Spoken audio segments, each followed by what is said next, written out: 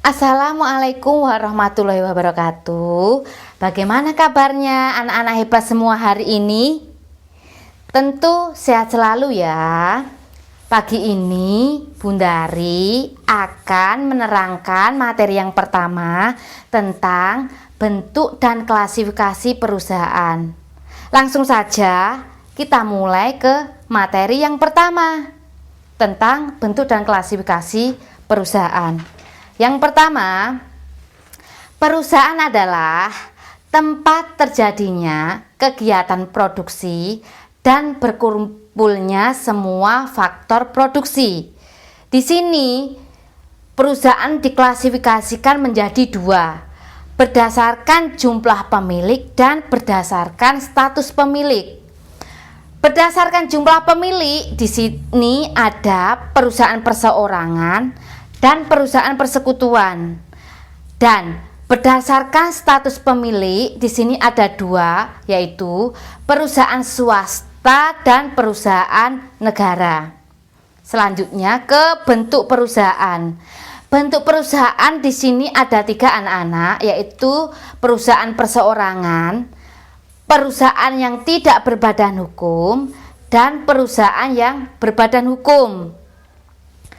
Berdasarkan bentuk hukumnya, perusahaan dibedakan menjadi dua, perusahaan badan hukum dan perusahaan yang bukan badan hukum.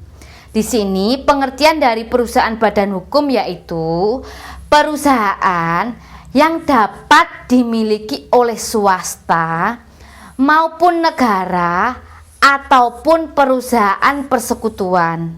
Itu pengertian dari perusahaan badan hukum.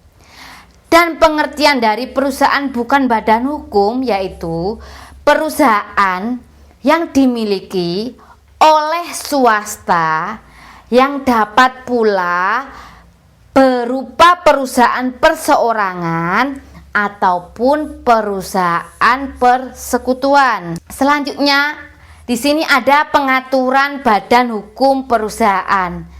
Ada dua, yaitu bentuk hukum perusahaan yang sudah diatur di dalam perundang-undangan. Di sini yang pertama yang sudah diatur dalam perundang-undangan yaitu persekutuan perdata, diatur dalam Kitab Undang-Undang Hukum Perdata.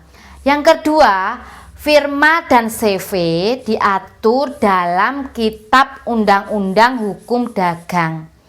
Yang ketiga, perseroan terbatas ataupun PT diatur dalam Undang-Undang Nomor 40 Tahun 2007 dan koperasi diatur dalam Undang-Undang Nomor 25 Tahun 1992 dan yang terakhir BUMN diatur dalam Undang-Undang Nomor 19 Tahun 2003. Yang kedua yaitu bentuk hukum perusahaan perseorangan. Di sini bentuk perusahaan perseorangan di sini belum diatur dalam undang-undang, tetapi eksistensinya diakui oleh pemerintah. Demikian pembelajaran kita hari ini tentang bentuk dan klasifikasi perusahaan. Adapun tugas selanjutnya kalian bisa cek di deskripsi yang ada di bawah ini. Saya akhiri sekian.